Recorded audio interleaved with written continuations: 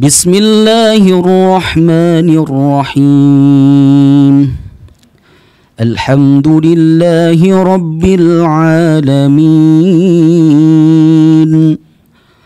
Ar-Rahmanir Rahim, Maliki yaumiddin. Iyyaka na'budu wa iyyaka nasta'in. Ihdinas siratal mustaqim. Siratal ladzina an'amta 'alaihim ghairil maghdubi 'alaihim waladdallin.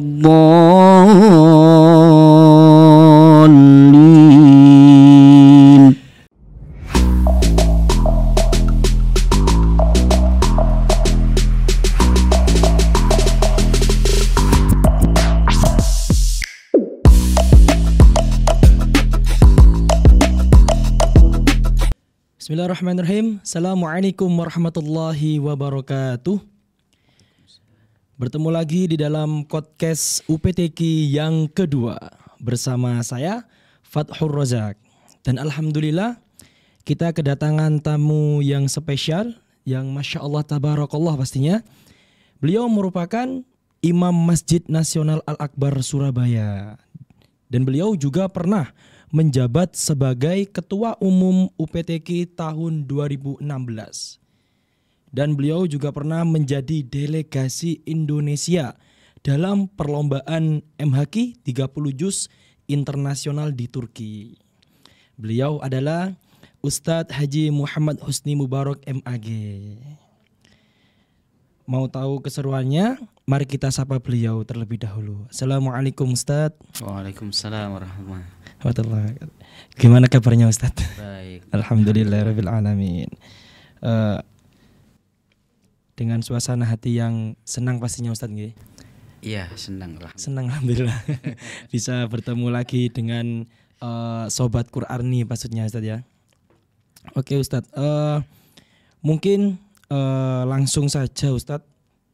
Niki biar enggak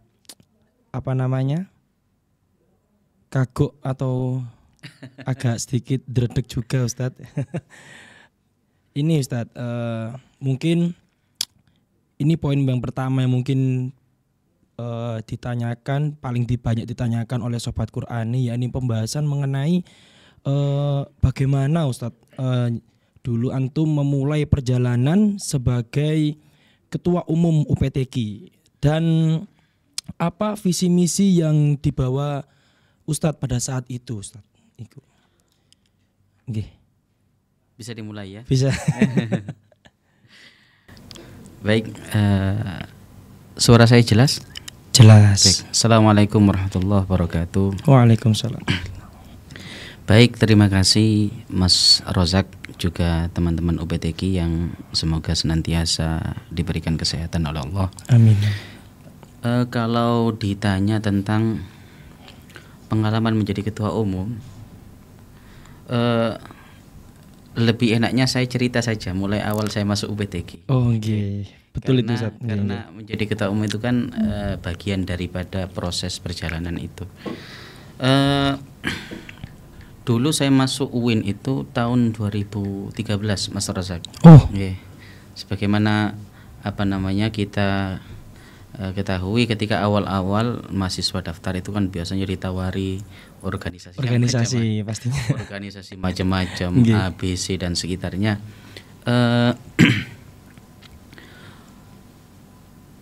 Di awal ketika saya masuk UPTQ itu yang pertama dikenalkan sama teman namanya Mbak Elviatur Rosyida, tahu ya?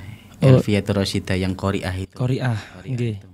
Beliau kan sering bersama saya ikut MTQ sama-sama membela Jawa Timur. Beliau saat itu berkata, Mas, di UIN itu ada loh organisasi Al-Quran loh. Loh iya tah, namanya apa? Yang ditunjukkan UPTQ saat itu. Jadi beliau belum bicara tentang IKMA kan? IKMA. Cuma karena mungkin beliau tahu basic saya di penghafal. Kemudian ditunjukkan tentang UPTQ. Maka di situ kemudian mulai ada ketertarikan. Lah di awal masuk UPTK itu teman-teman kan kita niatnya macam-macam kalau mau masuk UPTK itu. Kebanyakan pengen menghafal kan. Menghafal. Walaupun di tengah jalan loyo. Sering itu. Ketika saya masuk UPTK, niat yang pertama itu bukan menghafal, karena mungkin banyak dari teman-teman UPTK juga yang sebelum masuk UIN pun sudah hafal Al-Quran. Kan? Sudah setoran di pondoknya sudah selesai, sehingga ketika mereka masuk UPTK kebanyakan langsung jadi musyrifah biasanya. Musyrifah, Masya Allah. Lah ketika saya masuk UPTK niat saya ya satu, ingin masuk dalam komunitas Al-Quran yang mana saya selalu sampaikan ke teman-teman yang menghafal, orang tahfidz itu harus punya komunitas. Karena kita dalam menjaga hafalan Al-Quran itu pun tidak selalu semangat. Hati kita ini kan kadang semangat, kadang loyo. Semangatnya seminggu, loyonya 3 bulan. Sudah sering. Jadi niatnya memang awal ingin cari komunitas untuk menjadi bagian daripada untuk menjaga hafalan saya. Kemudian niat yang kedua saat itu ya untuk belajar organisasi lah. Belajar organisasi karena kita hidup ini tidak luput daripada organisasi itu sendiri. Jadi awalnya ceritanya seperti itu. Ketika kemudian saya masuk UPTK, kira-kira setelah itu tidak aktif sampai berapa tahun ya? Wah, saya masuk kan semester 1 kan, semester 1. Seingat saya itu 2 tahun saya nggak pernah. 2 tahun. Nggak pernah masuk di UPTK. Ya. Cuma setelah itu, kalau tidak salah, saya ingat saya ini ketika semester 4 ada senior namanya Mas Irsyad ya, Mas Irsyad yang punya segudang karya ilmiah itu. Okay. Beliau kenal sama saya, kemudian mengajak saya, ayolah Mas Husni, ayo kita aktif lagi. Ini saya waktu itu masih kepengurusan Ustadz Ibrahim kalau tidak salah, atau mungkin sebelumnya Cak Alfian. Okay. Saya diajak Ustadz Irsyad, waktu itu beliau jadi koordinator Departemen Kajian. Lah saya karena saya tahu kalau saya ini ya aktif menulis, walaupun nulisnya masih di Facebook ya. Okay. Oh ya. Maksudnya suka diskusi, suka berdebat, kemudian aktif di MTQ. Akhirnya saya ditarik ke Departemen Kajian. Lah waktu itu akhirnya kita selama 1 tahun itu saya aktifnya di kajian itu, di kajian mendatangkan narasumber ini, narasumber A, B, C dan sebagainya. Seingat saya waktu itu ketika saya masuk di kajian, ketika mengadakan seminar, waktu itu yang pertama kita datangkan itu Prof. Kadir, yang sekarang jadi dekan ya, dekan di Fakultas Usuluddin. Jadi setelah itu saya mulai menemukan keasikan, menemukan ritme, menemukan sebuah komunitas yang kemudian selama beberapa waktu setelahnya menjadi bagian daripada kehidupan saya. Masya Allah. Lah setelah itu kira-kira 1 tahun lah setelah itu, atau mungkin tidak sampai 1 tahun. UPTK kan biasanya ada RTQ ya? RTQ. Ada. Apa singkatannya? Lali aku rek. Rapat tahunan UPTK. LPJ pertanggungjawaban. Saat itu di sebuah forum yang saya tidak hadir, senior itu menunjuk saya sebagai ketua panitia. Ya, ketua panitia. Setelah saya ditunjuk sebagai ketua panitia, saya dikasih kabar lewat terus tugasnya apa saja. Baru itu saya mulai belajar. Waktu itu RTQ dilakukan di pundi yang Sawut Ratap yang dekat PPLG itu loh, dekat Delta, perumahan Delta. Sawut Ratap ada di situ, ada kayak pondok panti asuhan seperti itu tapi kosong. Kita dipersilahkan untuk memakai itu untuk RTQ. Lah dilala ketika proses RTQ selesai, kemudian kan di saat momen-momen terakhir itu kan biasanya langsung ditunjuk kandidat nggih Mas Amin nggih. Ditunjuk kandidat, saya kok dilala ditunjuk kandidat. Padahal dari semua kandidat yang jadi ketua umum saat itu, yang paling baru aktif itu ya saya. Artinya aktifnya kan belum terlalu lama. Sedangkan teman-teman yang lain saat itu sudah aktif, dari awal kuliah sudah aktif di UPTG. Ada Mas Zidni, ada Mbak Alvin ya. Itu kemudian saat itu dilakukan pemilihan ketua umum di akhir, baru saya terpilih menjadi ketua umum. Itu tahun 2016. 2016. Perjalanan ketua umum dimulai dari situ. Yang tentu itu adalah sesuatu yang tidak ringan. Betul. Yang pertama memang saya merasa bukan sebagai orang yang cakep berorganisasi sebenarnya. Cuma karena kita berorganisasi karena ada situasi yang mendesak saat itu. Kemudian ada setting daripada senior-senior. Mungkin dalam pandangan senior-senior itu, oh ini Mas Husni ini sepertinya aktif di MTQ. Kemudian sekalian jadikan ketua umum aja. Akhirnya di situ perjalanan dimulai. Saya meneruskan program kerja yang sudah ada sebelumnya, yang tentu sangat bagus. Mas Ibrahim itu selama 1 periode lebih setengah, yang pertama Mas Alfian di tengah jalan, beliau purna mahasiswa, kemudian diganti Mas Ibrahim yang setengah, kemudian ada pemilihan lagi, beliau terpilih. Beliau berarti 1,5 tahun jadi ketua umum UPTQ. Teman-teman semua komponen UPTQ mengakui bahwa hasil kerja Mas Ibrahim itu bagus. Dan kemudian ketika dilanjutkan setelah Mas Ibrahim ke saya, maka kita ya tentu dituntut setidaknya kalau tidak bisa lebih bagus minimal sama lah. Jangan sampai kemudian ada penurunan. Lah di situ saya merasakan bahwa ya kita mendapatkan support yang begitu luar biasa daripada senior-senior, para senior-senior di majelis pertimbangan organisasi. Ada Cak Pepi, kemudian Mbak Muti, kemudian Mas Saifuddin.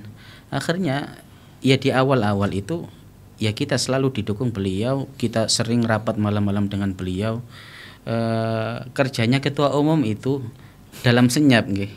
Jadi mungkin kita tidak terlalu aktif di kantor, atau kemudian kita rapat kadang-kadang juga tidak hadir. Tetapi lebih daripada itu kita bekerja ketika orang-orang tidak bekerja. Itu ketua umum. Jadi beratnya jadi ketua umum itu malam-malam Cak Saifuddin, Mas Nandi di kamar Cak, ayo nang omah rapat ya, pasti seperti itu. Kalau Cak Pepi kan memang rumahnya jauh gitu, rumahnya di Jombang. Yang paling sering itu Cak Saif. Bahkan Cak Saif itu beliau membentuk PBM namanya. PBM itu singkatan daripada pasukan berani mati. Itu istilahnya mungkin saja. Kemarin ketika saya ketemu beliau, ayo Mas bentuk PBM. Mau aku gak tadi anggota. Jadi Cak Saif bentuk PBM, saya anggotanya saya Mas Hakim, Mas Ibrahim sama Mas Ismail.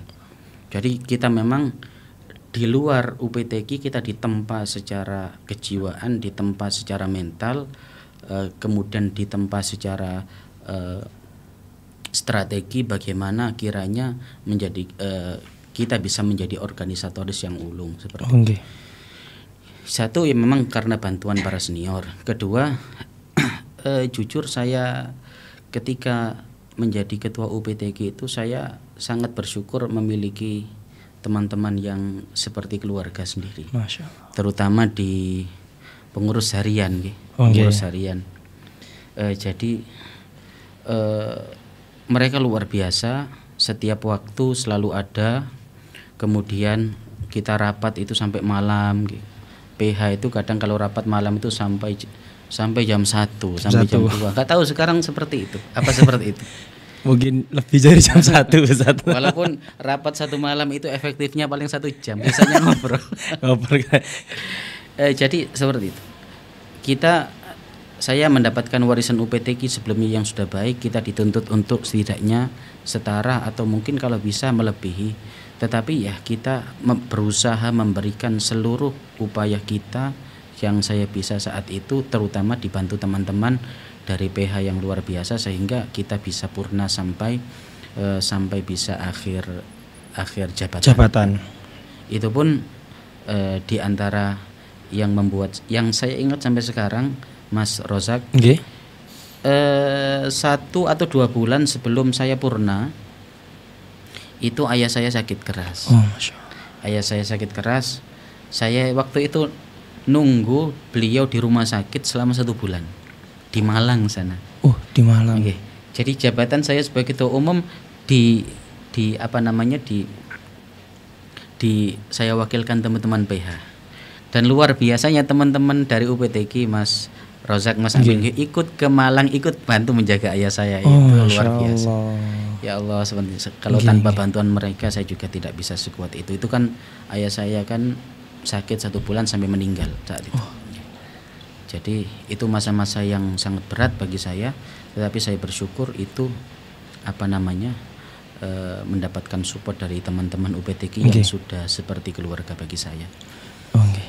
Kalau program kerja seperti yang lainnya, cuma memang di zaman saya itu kita agak terlalu overdosis, terutama ketika mengadakan FG itu banyak cabang.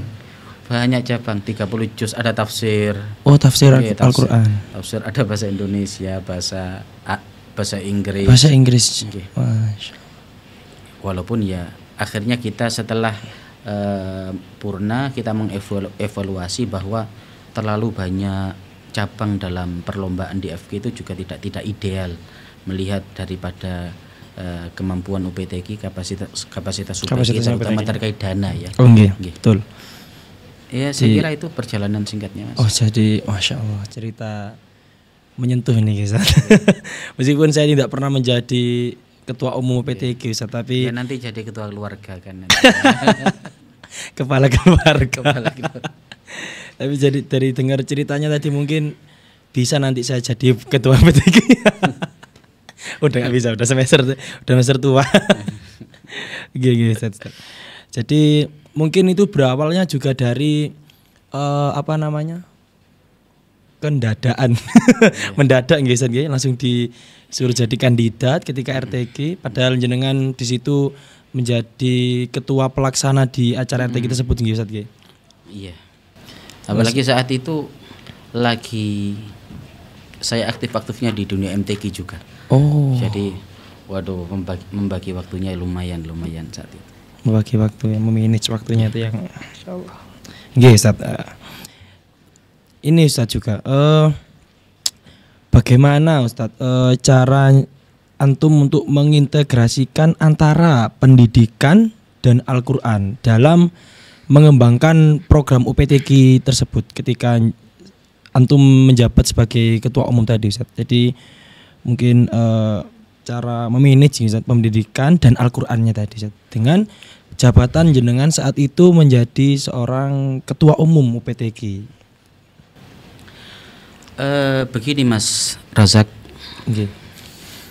kita itu berjalan ke depan sesuai dengan mimpi yang kita rintis. Ini saya berbicara secara umum, tidak hanya terkait kepentingan UPTQ saja, juga terkait hasil daripada pendidikan yang bisa kita capai, kita usahakan. Jadi kita itu berjalan ke depan sesuai daripada mimpi yang kita rintis dan tindakan yang mau kita lakukan. Maka penting orang itu punya cita-cita. Betul. Dan penting orang itu punya sosok yang diteladani. Kalau panjenengan ngapunten mengagumi seseorang karena dia hafal Quran saja, yang jenengan berusaha untuk bisa seperti itu, akhirnya mungkin bisa seperti itu, tetapi jenengan tidak akan bisa yang lain. Atau mungkin jenengan mengagumi seorang pengusaha, seorang sukses, kemudian Anda akhirnya termotivasi untuk bekerja, untuk kuliah dan sebagainya, akhirnya mungkin jenengan bisa jadi seorang pengusaha, tetapi mungkin pendidikan agama yang kalah. Jadi dalam hidup itu niki penting saya sampaikan, penting bagi kita untuk mencari sosok ideal yang bisa kita teladani dalam hidup. Saya alhamdulillah mengagumi seseorang yang itu tidak hanya panutan bagi saya baik dalam Al-Quran, tetapi juga panutan dalam selain Al-Quran, dalam akademisi, dalam keilmuan, dalam dakwah dan sebagainya. Di antara sosok-sosok yang saya kagumi saat itu ada dua. Yang satu sosok asli nyata, yang satu fiktif. Oh, fiktif. Okay. Yang nyata siapa? Yang nyata saya mengagumi Pak Quraish Shihab. Pak Quraish Shihab. Satu, saya mengagumi beberapa hufat yang Indonesia yang menurut saya luar biasa. Di antaranya ada teman saya namanya Ustadz Salim Ghazali yang sekarang jadi Imam Istiqlal. Oh, Masya Allah. Saya selalu punya impian dahulu, bahkan mungkin sampai sekarang juga, karena saya belum bisa seperti beliau kan. Dalam bidang tahfidz, dalam bidang MTQ, saya harus punya prestasi seperti beliau. Dalam bidang kefahaman terhadap Al-Quran, saya harus bisa mengikuti jejak Prof. Quraish Shihab. Itulah kenapa ketika saya dulu lulus pesantren, cita-cita saya itu kuliah di Al-Azhar. Karena saya ingin seperti Pak Quraish Shihab. Kemudian sosok fiktif yang saya kagumi, jenengan pernah baca novel Ayat-Ayat Cinta enggak? Ayat-Ayat Cinta. Pernah. Ayat-Ayat Cinta nggih. Nggih, sedikit. Di situ ada sosok yang merubah hidup saya. Sosoknya fiktif tentu karena itu novel kan. Nggih. Namanya Fahri nggih. Ya, Fahri. Okay. Saya enggak tahu Mbak di sini masih nututi mboten ketika zaman novel-novel itu booming dulu. Zaman masih kecil paling, masih SMP paling. Di zaman saya gema novel Ayat-Ayat Cinta terhadap kehidupan para santri itu luar biasa. Ngapunten dulu ketika masih MTS ataupun aliyah, saya itu hidupnya pokoknya seneng-seneng tok lah. Main-main. Biasanya kalau orang pondok itu pesantren itu hobinya apa sih Mas? Maksudnya yang melanggar tuh, main bola. Kemudian PS-an. Kapur PS-an. Terus apa lagi? Saya ketika saya lulus aliyah, saya berada dalam titik yang itu mungkin jenuh dengan kesenangan-kesenangan remaja seperti itu. Saya berada dalam titik yang kemudian di titik itu saya berpikir, loh kemarin itu 6 tahun saya sekolah MTS, sekolah aliyah itu apa isinya, kok nggak ada belajarnya, main-main saja. Kemudian kok nggak ada sesuatu yang itu produktif yang sebenarnya harus dilakukan oleh orang-orang yang mendambakan kesuksesan di masa depan kehidupannya. Saya dalam titik jenuh dan kesadaran seperti itu, kemudian saya membaca novel Ayat-Ayat Cinta. Akhirnya saya nemu sosok namanya Fahri. Fahri itu kan di situ dikisahkan dia hafal Quran, ahli tafsir, menguasai qiraah sab'ah, bisa bahasa Inggris. Walaupun saya nggak bisa bahasa Inggris, bisa bahasa Inggris. Dia pakar tafsir, dia punya wawasan keilmuan tidak hanya turoth, tidak hanya modern. Dia tidak hanya turoth, dia juga menguasai berbagai keilmuan modern. Di antara yang ditekuni saat itu adalah di bidang filologi saat itu. Saya ketika membaca sosok namanya Fahri ini terinstal dalam alam bawah sadar saya harus seperti Fahri. Meskipun seperti Fahri bukan poligaminya loh nggih, bukan poligami, intelektualnya maksudnya. Intelektualnya. Maka saat itu Mas, saya mulai menghafal Quran. Saya menghafal Quran itu dalam 1 tahun tidak pernah keluar pondok. Kan saya proses menghafal 1 tahun 2 bulan. 1 tahun 2 bulan selesai. Tetapi selesai itu bukan karena apapun, karena saya fokus dan saya tidak keluar pondok kecuali sesuatu itu urgent. Jadi pagi siang sore Quran, pagi siang sore Quran. Juga saya menghafal Quran itu bersama-sama dengan menghafalkan Alfiyah saat itu. Alfiyah Ibnu Malik dan takribnya Abu Suja, matan fikih. Saat itu saya kan masih di Lirboyo. Kemudian setelah Quran selesai, saya berusaha untuk membuka kitab. Walaupun awal-awal ngapunten kalau jenengan tidak pernah belajar, itu kan maksa sekali. Maksa sekali. Orang yang tidak pernah baca itu kalau membaca itu awalnya maksa sekali. Itu saya rasakan di awal-awal. Cuma karena saya dalam saat itu berpikir saya harus berubah, saya harus menjadi sosok seperti Fahri dalam Ayat Cinta. Akhirnya setelah itu saya berusaha sebisa mungkin belajar. Akhirnya membaca itu jadi kebiasaan, jadi ketagihan. Maka sejak saya sadar saat itu sampai sekarang, alhamdulillah sehari pun tidak pernah baca buku, tidak pernah. Saya selalu baca meskipun hanya sedikit untuk menjaga istiqomah itu. Ya itu. Jadi saya sampaikan ini bahwa orang itu akan berjalan sesuai dengan sosok yang dia teladani. Ketika tahun 2013 saya batal ke Azhar karena waktu itu sudah daftar, kemudian di sana ada kudeta politik Presiden Mursi saat itu. Kemudian akhirnya saya bingung, ini saya kuliah di mana ini? Rencana saya kuliah di Azhar agar bisa seperti Fahri, ini kan sudah saya cita-citakan sejak lama. Ketika hari H keberangkatan dibatalkan sama pemerintah. Akhirnya atas ada skenario Allah di situ, akhirnya saya daftar di UIN. Di waktu itu masih YIN. Saya mikirnya YIN itu setahun sajalah, nanti kalau Azhar tahun depan dibuka lagi mungkin saya bisa ke Azhar gitu. Akhirnya keterusan di sini. Ketika saya proses belajar masuk UIN Mas Razak dan masuk di UPTQ,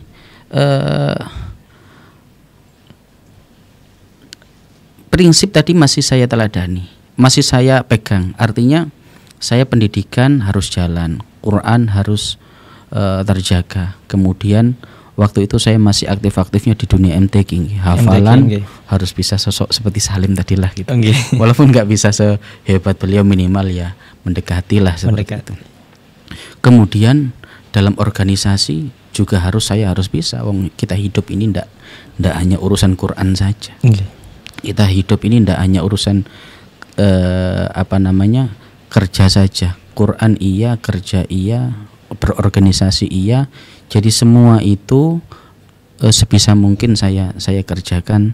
Lah bagaimana agar bisa berjalan? Yang pertama, jangan pernah lelah untuk belajar.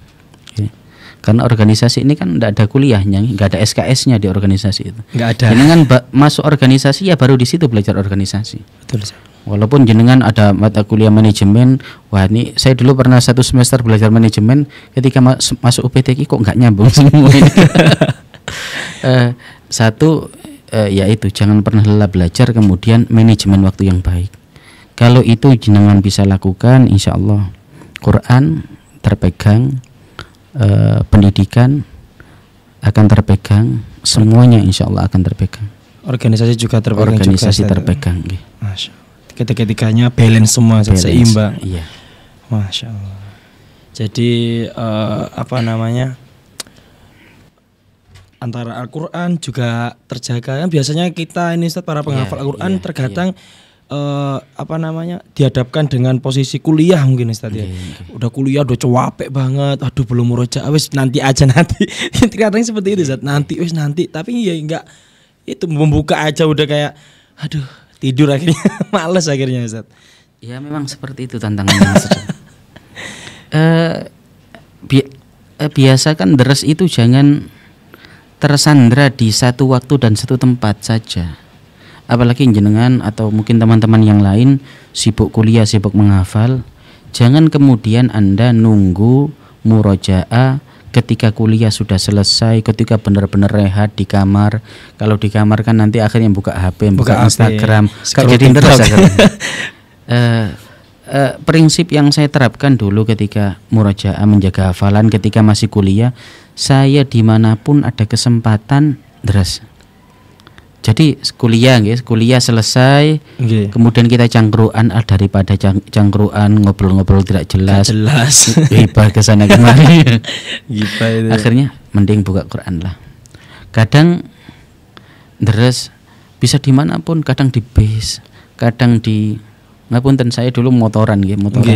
Ketika motoran itu dari pondok saya berangkat ke kampus, kemudian di tengah jalan itu kita murojaah. Kalau ada yang ragu dilewati, yang lagu dilewati, atau yang salah kita lewati. Nanti ketika sudah sampai di parkiran dibuka lagi. Seperti itu.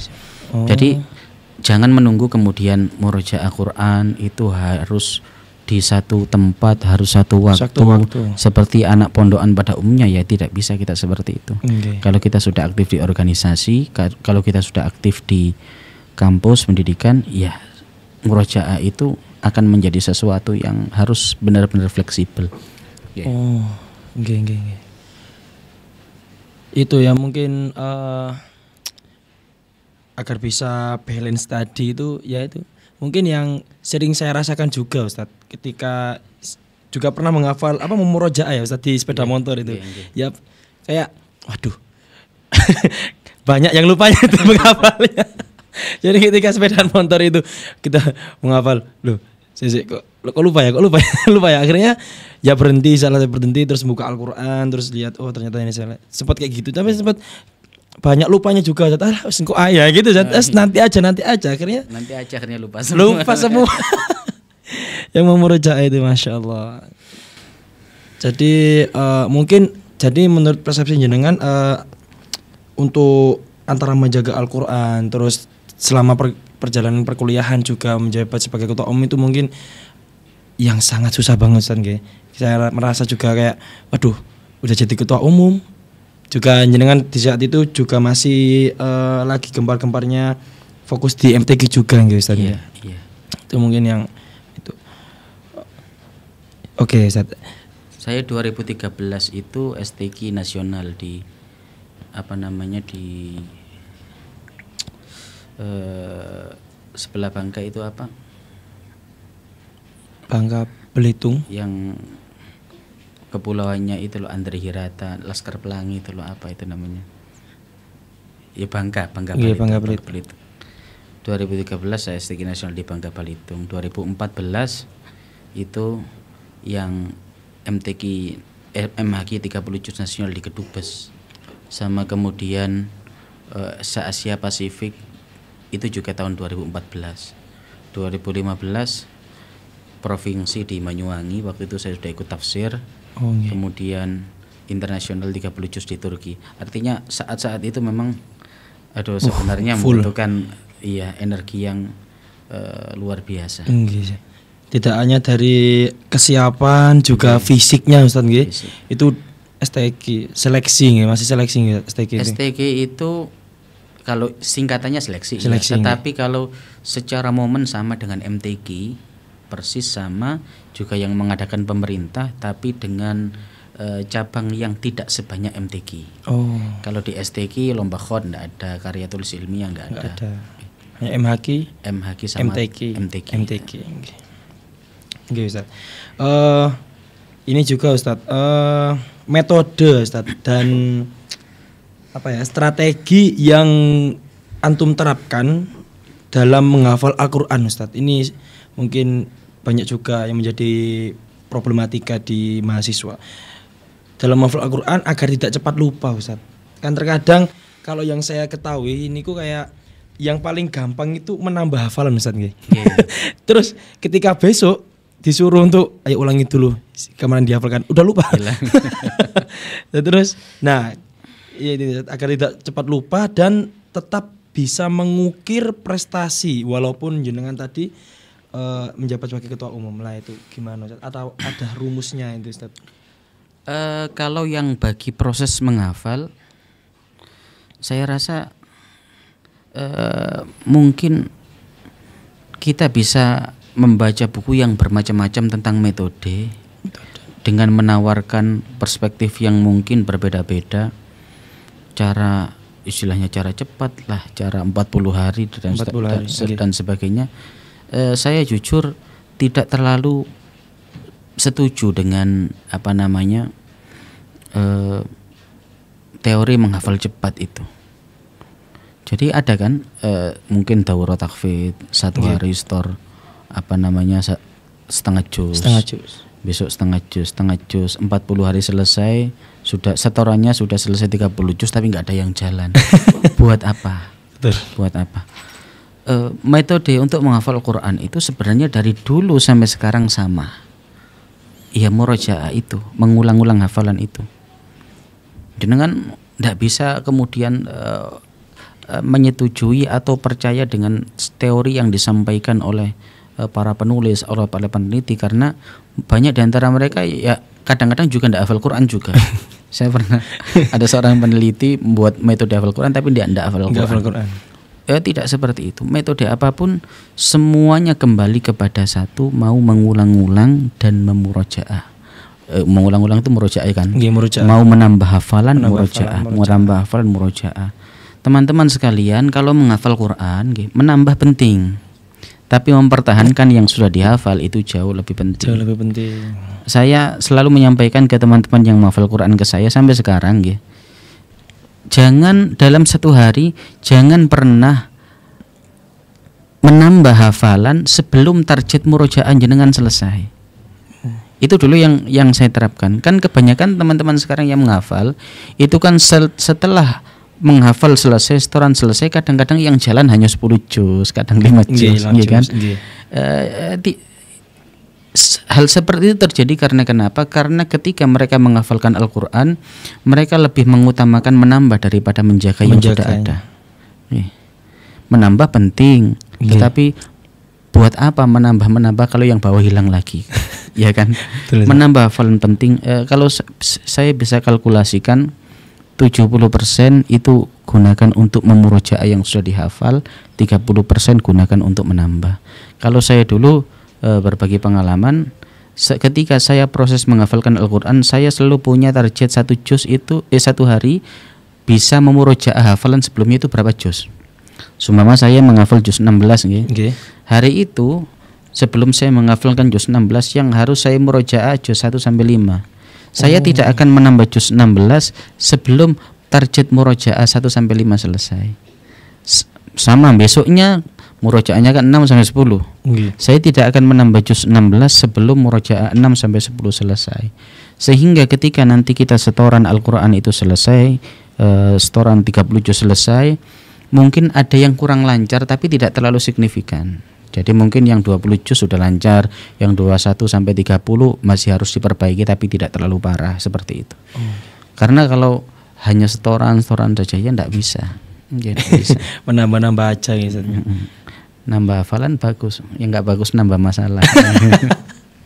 Itu yang masalahnya.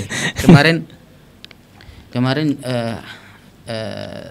ngapunten, saya juga kan di tempat saya sana ada yang menghafalkan Al-Quran kan. Ada 2 santri itu yang selesai 30 juz setoran.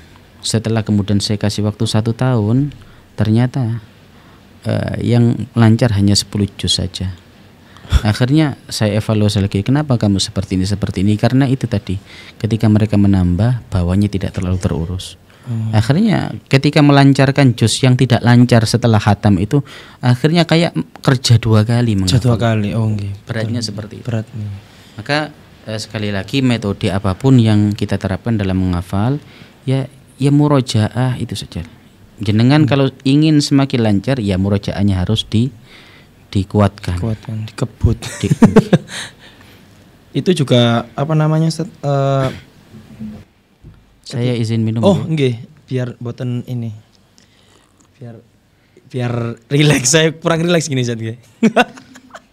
Kok saya jadi ndredeg ya. Jadi mungkin apa namanya, Ustaz? Bisa terkondisikan ketika kayak terjalankan juga gitu ketika jenengan jadi mahasiswa, terus juga menjabat juga ketua umum PTK, itu juga dari metode jenengan tadi kayak yang mengulang murojaah itu juga terjalankan. Ya memang harus satu manajemen waktu itu yang kita ini harus peduli terhadap diri sendiri, peduli terhadap hafalan kita, karena orang lain tidak ada yang peduli. betul tidak ada yang peduli. Ya kan tidak lancar siapa yang mau peduli, tapi yang susah, yang sumpahkan kita sendiri. Saya bersyukur ketika saya aktif di UPTQ itu di saat yang sama saya aktif di MTQ, karena itu termasuk jadi support terkuat. Juga jadi dorongan juga nggih Ustaz, kayak apa namanya? Kalau enggak di Murja mungkin MTQ-nya nanti juga jadi fokus itu. Makanya di antara niat saya ikut MTQ itu apa? Untuk melancarkan hafalan. Salah satu niat saya. Maka yaitu kita harus murojaah setiap waktu, tetapi kalau kita mahasiswa juga selalu ada kesibukan, kita seorang aktivis juga harus selalu ada waktu untuk organisasi. Yaitu kita menerapkan prinsip tadi, kita murojaah dimanapun kita bisa. Saya pun ketika waktu itu ngapunten, ketika saya masih aktif di UPTQ, saya waktu itu akan mengikuti MHQ internasional di Istanbul, Turki. Saya waktu itu ngapunten, waktu untuk murojaah itu enggak terlalu banyak. Akhirnya cara saya agar bisa murojaah disimak orang itu bagaimana? Saya ikut takhta dulu. Takhta kan dengan adanya takhta kan kita satu hari bisa langsung murojaah 30 juz kan? Disimak sama jadi itu anggota. Termasuk jadi keuntungan juga. Jadi memang ya kita harus cerdas memanfaatkan momen lah, seperti itu. Juga harus cerdas untuk memanfaatkan waktu yang tepat guys. Karena juga kesibukannya itu Masya Allah, juga fokus MHQ yang dimana apalagi jadi delegasi untuk Indonesia itu saya aja delegasi kecamatan enggak nutut. Belum pernah, apalagi jadi delegasi Indonesia. Masya Allah. Oke Ustaz. Jadi juga ini Ustaz, berarti sejauh mana Ustaz peran UPTQ dalam memberikan kontribusi terhadap jenengan selama jenengan berada di lingkupan mahasiswa juga ataupun ketika menjadi seorang anggota UPTQ, sejauh mana Ustaz? Kan kita tahu kan UPTQ ini kan unit pengembangan. Misal saya pernah dibilangin sama namanya Cak Pepi, ini kayak UPTQ ini bukan tempat kayak pondok Mas. Jadi jangan terpaku hanya hafalan aja. Jangan terpaku setoran aja, tapi harus diselingin juga, sampean juga kuliah, sampean juga menjadi seorang aktivis berorganisasi gitu Ustaz. Cari jodoh juga ya. Itu bonusnya. Jadi jodoh dari UPTQ. Masya Allah. Kontribusi UPTQ untuk kehidupan saya tentu besar. Yang pertama terkait Al-Quran, tentu sebagaimana yang saya sampaikan tadi, kultur Qurani yang ada di UPTQ itu membuat Al-Quran saya terjaga. Membuat Al-Quran saya semakin berkembang dalam arti bukan pemahaman teoritis tentang Al-Quran. Kalau itu kan kita belajar di Fakultas Usuluddin. Perkembangan Al-Quran yang saya maksud itu bagaimana kemudian kita menjadikan Al-Quran itu sebagai lifestyle ibaratnya. Al-Quran yang hidup, Al-Quran yang hidup yang kemudian kita sampaikan ke masyarakat, kita sampaikan ke umat, yang mana tugas daripada orang Quran itu kan tidak hanya menghafal saja kan. Betul. Menghafalkan, mempelajari, mengamalkan dan mendakwakan Al-Quran. Kalau saya menyebutnya 4M namanya. 4M. Menghafal, mengamalkan, mendakwakan. Menghafal, memahami, mengamalkan, mendakwakan. 4M. Selain itu kontribusi UPTQ kan organisasi kemahasiswaan kan. Kita diajarkan di dalamnya sesuatu itu yang tidak ada di buku-buku.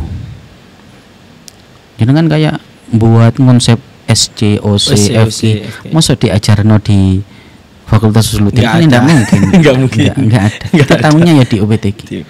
PH. Saya dulu ketika masuk UPTQ dengar PH itu saya kira pajak apa gitu kan. PH kan maksudnya pajak harian. Ternyata pengurus harian.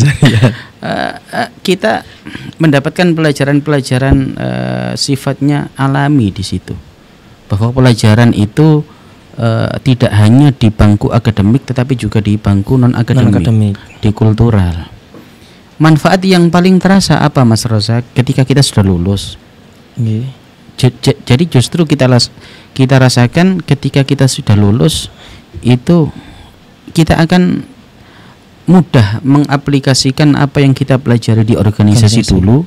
Ketika nanti kita sudah lulus, kita sudah terjun ke masyarakat, kita dakwah kepada siapa, itu nanti manfaatnya akan terasa sekali tanpa jenengan sadari loh. Jadi bagaimana saya bisa berbicara di depan publik, bagaimana ketika masuk di Al-Akbar, saya sebagai imam kemudian diamanati mengampu kajian tafsir. Yang mana kajian tafsir itu dulu kan sebelum saya yang ngisi di Al-Akbar itu kan Prof. Romrawi kan. Oh nggih. Masa habis profesor yang ngisi S2 baru tamat. Yang sebelumnya ada guru-guru besar macam Prof. Zahro, profesor lah. Kemudian saya yang diminta untuk menggantikan beliau itu awalnya ya Allah bener tah ini gitu. Saya ngapunten, ketika saya mengisi kajian di Al-Akbar itu sebelumnya saya ndak punya pengalaman ceramah. Paling ada khutbah Jumat itu. Khutbah Jumat. Saya nggak pernah pengalaman ceramah, ngisi kajian, menjawab pertanyaan. Iya, ada pertanyaan. Wes kalau ngisi kajian itu pertanyaan macam-macam. Macam-macam, kadang-kadang non tema itu. Pertanyaan-pertanyaan mengejutkan ada tentang terkait isu-isu terkini. Betul. Sebelum mengampu kajian-kajian seperti itu dulu saya ketika ditunjuk, waduh benar tak ini. Akhirnya saya curhat kemana-mana. Curhat saya biasanya ke guru saya senior di Imam Ustadz Muzaki. Beliau kan memang dai nasional kan. Saya diajari beliau, gini loh Mas, dakwah itu seperti ini, yang harus jenengan lakukan seperti ini, komunikasinya seperti ini. Kemudian kita ke rumah, paling curhat ke orang tua. Orang tua biasanya memberikan dukungan moral. Saya doakan, saya dukung, saya support, gini mesti ibu saya seperti itu. Ketika kemudian sudah terjun langsung, maka secara tidak langsung apa yang kita jalani di masa lampau seperti di organisasi. Kita berbicara di depan publik, memimpin rapat, berbicara di sambutan dan sebagainya. Itu akan terinstal dengan sendirinya. Jadi apa yang saya dipelajari di organisasi dulu seperti ini. Jadi nggak bisa kita rasakan ketika kan pengennya ya mahasiswa zaman sekarang nih Ustadz instan Ustadz. Iya. Jadi terkadang itu langsung pinter gitu. Jadi setelah ikut organisasi lo terus apa? Outputnya apa? Saya mengikuti kayak organisasi ini tuh apa? Nggak ada. Padahal banyak sekali. Di apa setelah kita keluar Ustadz, setelah kita terjun ke masyarakat Setelah kita terjun ke masyarakat, bagaimana kemudian kita menghadapi masyarakat itu yang mempunyai kultur yang berbeda.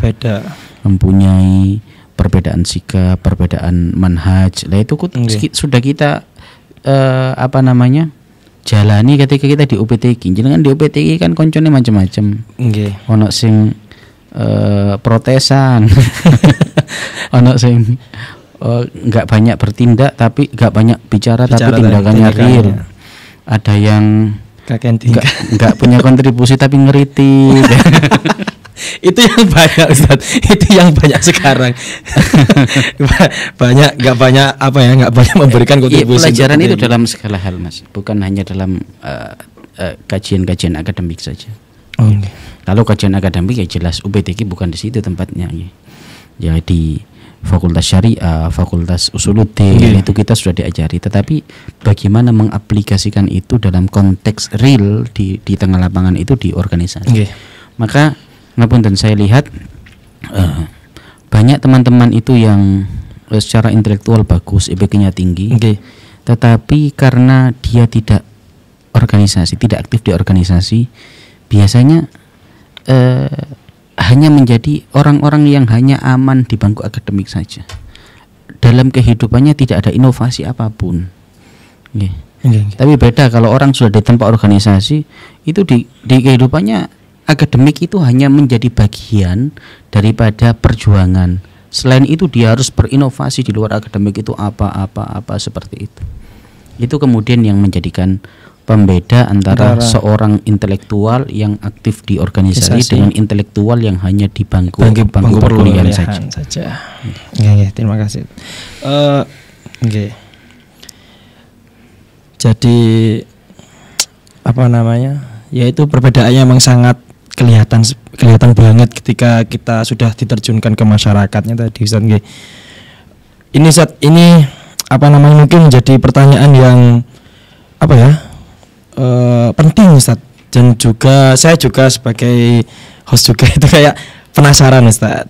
Jadi bagaimana, Ustaz, perjalanan jenengan sehingga menjadi imam dan mengisi kajian di Masjid Nasional Al-Akbar. Masjid Nasional Al-Akbar ini kan masjid terbesar se-Asia nggih, Ustaz? Se-Indonesia. Se-ASEAN kayaknya. Kedua nggih. Yang pertama kan Al-Istiqlal Jakarta niku nggih. Nah niku bagaimana, Ustaz, perjalanannya? Kan barangkali nanti saya juga bisa menjadikan jenengan kan nanti taulatan seperti Fahri itu. Jadi kan apa namanya, biar bisa meskipun nanti enggak jadi imam Masjid Al-Akbar, imam masjid yang lain, Masjid UIN. Nggih, gimana, Ustaz? Saya sering ditanyai tentang masalah ini. Bagaimana caranya menjadi Imam Al-Akbar, pendaftarannya bagaimana, seleksinya bagaimana. Mas Razak, semua imam di Al-Akbar itu tidak ada yang mendaftar setahu saya. Kita yang langsung diminta. Gak tahu kalau muadzin ya, imam setahu saya. Kalau muadzin gak tahu. Semua imam di Al-Akbar itu tidak ada yang mendaftar, tapi semuanya diminta. Lah biasanya permintaan itu mungkin sudut pandangnya, pertimbangannya dari track record seorang itu sendiri. Saya nggak mengatakan saya ini hebat, enggak. Maksudnya sejak kecil saya sudah aktif di MTQ. Saya pertama kali ikut MTQ nasional itu tahun 2000 di Kota Palu, itu di Tartil. Itu pertama kali juara nasional, saya juara 1. Kemudian setelah itu juara 1 juz tilawah di MTQ nasional Palangkaraya. Kemudian pernah juara MTQ anak-anak di STQ nasional Pondok Gede. Setelah itu saya lama nggak ikut MTQ lagi di MHQ. Ikut MHQ 10 juz. 10 juz saya provinsi juara, nasional nggak dikirim. Kalau 20 juz provinsi juara, nasional juara. Kemudian dikirim internasional pertama saya itu di Yordania, tapi masih peringkat 6 saat itu. Kemudian 30 juz kedubes bisa juara, Asia Pasifik bisa juara, dan dari Asia Pasifik itu alhamdulillah kita bisa menunaikan ibadah haji. Itu waktu itu saya masih aktif di MTQ, di UPTQ. Makanya pulang dari UPTQ banyak pulang dari haji banyak yang minta oleh-oleh. Kemudian 30 juz 20 di Ambon dapat juara MTQ nasional Ambon, MTQ nasional Batam 2014 dapat juara juga. Kemudian internasional belum berhasil, tapi bisa ke Turki saat itu kan, ke Asia Pasifik juara 3. Kemudian terakhir saya ikut MTQ nasional itu di tafsir di MTQ nasional Medan. Waktu itu tafsir bahasa Indonesia mewakili Jawa Timur. Selepas saya masih ingat betul awalnya itu. ditampil di MTQ Nasional Medan, waktu itu penampilan saya enggak bagus, kena jali 2. Oke. Ketika sudah waktu itu saya udah S2 di sini juga. Oh. Pembina saya kan Ustadz Muzaki. Saya pulang dari lokasi acara, beliau yang mendampingi saya dari berangkat hingga pulang. Ketika pulang dari penampilan, waktu itu mungkin beliau tahu kalau saya galau. Habis kena jali 2 kan galau. Pulang berangkat udah ngejar, pulang lemes. Orang MTQ kan gitu. Berangkat ngejar, kalau tampilannya bagus pulang ceria. Kalau tampilannya bulat ruwet pulang lemes sudah. Lah di mobil saat itu Ustadz Muzaki berkata kepada saya, "Mas, gak popo wis ndak usah kecewa, wong iki cuma lomba kan. Sampean ya wis sering melu MTQ. Sampean gak usah sedih, iki tak kei kabar bahwa saya Yai Hamid sudah sepakat merekomendasikan sampean jadi Imam Al-Akbar." Masya Allah. Akhirnya setelah gitu Ustaz, akhirnya saya mulai ceria lagi kan. Karena ngapunten, siapapun kan seorang khufat kan memang itu jadi salah satu prestis kan di Al-Akbar itu. Saya kemudian teringat, lah kenapa kok bisa jadi seperti itu? Ya mungkin karena track record. Alasan lainnya itu saya teringat doa ayah saya. Dulu tahun 2000-an ketika saya sering lewat di jalan tol depan masjid. Ayah saya itu pernah, saya ingat persis beliau pernah mendoakan saya, "Nak, nanti ke depan ayah doakan kamu bisa jadi imam Masjid Al-Akbar." Itu 20 tahun sebelumnya. 20 tahun sebelumnya. Maka ketika saya tiba-tiba diminta seperti itu, saya langsung sujud syukur lah, ingat orang tua saya, ingat ayah saya almarhum. Ya itu. Ya kemudian setelah itu tidak langsung saya ngimami tetapi jadi badal selama setengah tahun. Setelah itu tahun 2020 SK resminya keluar sebagai imam tetap. Jadi seperti itu. Jadi kita ndak daftar ngisi formulir Google Form. Nggih, Masya Allah. Jadi saya juga speechless juga nih Ustaz. Kayak bisa berkata-kata. Jadi yang saya kira awalnya niku emang harus ngisi Google Form. Tapi mungkin dilihat dari segi prestasi juga. Mungkin ada orang-orang yang sudah melihat kita, akhirnya beliau merekomendasikan untuk kita menjadi jadi Imam Masjid Al-Akbar ngoten nggih Ustaz nggih. Kan beliau yang imam yang lainnya kan juga rata-rata hufat, penjuara nasional semua. Terus. Oke, mungkin kita cukupkan sampai di situ saja Ustaz nggih. Oke sobat. Sobat Qur'ani, dengan materi atau kisah perjalanan Ustaz Husni ini sangat daging semua nih Ustaz. Jadi mungkin bukan lemak ya. Lemaknya di saya nih. Lemaknya di saya semua. Jadi dagingnya tadi materi-materi dari awal hingga akhir yang membuat saya speechless juga. Mungkin nggak ada sesuatu yang mulus gitu tanpa ada terjal-terjalan gitu guys tadi. Mungkin ada terakhir Ustaz closing statement dari antum untuk para sobat Qur'ani dan para penonton setia di podcast UPTQ ini Ustaz. Monggo Ustaz. Teman-teman sekalian, yang jelas merupakan hal yang disyukuri ketika kita anggota UPTQ ataupun non UPTQ yang ditakdirkan oleh Allah untuk bisa intim dengan Al-Quran. Karena tidak semua orang punya takdir seperti itu. Ada orang itu yang diberikan oleh Allah dunia, tetapi dia dijauhkan dari Quran. Kita kan sejak kecil nggak minta kehidupan kita seperti ini. Sejak lahir kan nggak bisa request lahir dari orang tua yang mana. Tetapi Allah takdirkan kita lahir daripada keluarga yang mencintai Al-Quran. Ketika kita telah besar, kita ditakdirkan oleh Allah untuk intim atau interaksi kita dengan Al-Quran, baik melalui membaca, menghafal ataupun yang lainnya. Yang pertama itu harus sesuatu yang kita syukuri, karena dengan syukur insya Allah keintiman kita dengan Al-Quran akan semakin diintimkan oleh Allah Subhanahu wa Ta'ala. Kemudian Al-Quran itu kata para ulama adalah lautan yang tidak bertepi, samudra yang kedalamannya tidak bisa diukur. Ketika kita berusaha masuk ke dalamnya, kita tidak akan bisa tahu sampai kapan ujungnya.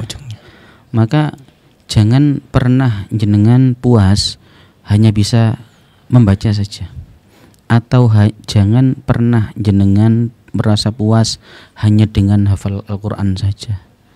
Tetapi proses panjang kehidupan jenengan yang ke depan itu harus betul-betul dipenuhi dengan Al-Quran. Dengan apa? Melalui menghafal Quran. Bagi yang sudah selesai menghafal, pelajari Al-Quran, pelajari isinya, tajwidnya, tafsirnya, fikihnya, hukumnya dan sebagainya. Itu jenengan seandainya menghabiskan waktu 1000 tahun tidak akan ada habisnya. Betul tuh. Saya merasakan kuliah di tafsir itu S1, S2 mungkin 6 tahun, tapi tidak mendapat satu tetes pun daripada ilmu Al-Quran. Artinya apa yang ingin kita belajar ke depan itu masih sangat banyak. Jadi yang pertama menghafal, mempelajari yang tidak ada selesainya tadi. Yang ketiga mengamalkan. Mengamalkan itu ya tentu sangat penting. Kita menguasai Al-Quran, hafal Al-Quran, kalau tidak diamalkan ya untuk apa kan? Lah, untuk mengamalkan Al-Quran itu satu butuh mujahadah, kedua minta berdoa kepada Allah agar Allah memudahkan kita tidak hanya hafal saja tapi bisa mengamalkan Al-Quran. Dan yang ketiga, yang keempat adalah mendakwakan Al-Quran. Al-Quran yang sudah jenengan dapat sedikit apapun, mungkin di antara kita hanya hafal 10 juz atau hafal Al-Quran, tapi mungkin hanya menguasai ilmu tajwid saja. Ya tajwid itu yang jenengan dakwakan. Mendakwakan sesuai dengan kapasitas, jangan di luar kapasitas. Seperti itu. Jadi 4M: menghafal, mempelajari, mengamalkan dan mendakwakan. Dengan itu semua insya Allah semoga kita semua termasuk di antara orang-orang yang kelak mendapatkan syafaat daripada Al-Quran. Amin amin Allah. Amin amin. Cukup Ustaz nggih. Ini Ustaz terakhir, boleh dicontohkan Ustaz salah satu irama imam favorit jenengan? Waduh. Biar makin barokah nih podcastnya. Biar saya juga ikut mendengarkan. Apa membaca surat apa? Fatihah atau? Fatihah aja Ustaz. Nanti bisa buat contoh saya untuk ngimami. Saya kalau di Al-Akbar itu paling suka Nahawan atau kadang Soba, atau kadang-kadang pakai Syekh Bandar Bilillah itu, Syekh Bandar Balillah. Tapi yang paling favorit menurut saya Nahawan itu. Tapi sebenarnya nggak ada yang favoritan sih. Saya ketika ngimam itu kalau kadang moodnya pakai Soba ya Soba, kalau moodnya Hijaz, kalau moodnya pakai Sika. Tapi yang paling sering memang Nahawan. Telepon itu Ustaz. Bismillahirrahmanirrahim. Alhamdulillahi rabbil alamin. Ar-Rahmanir Rahim, Maliki Yaumiddin. Iyyaka na'budu wa iyyaka nasta'in. Ihdinas siratal mustaqim. Siratal ladzina an'amta 'alaihim ghairil maghdubi 'alaihim waladdallin. Amin. Shadaqallahul azim. Masyaallah. Ya Allah. Aduh, ruangannya udah dingin ini, tambah suara jenengan adem juga Ustaz. Kalau ini kan ademnya secara zahir, kalau jenengan suaranya langsung masuk ke hati Ustaz. Itu kalau cewek bisa kelepek-kelepek. Oke, saya coba Ustaz.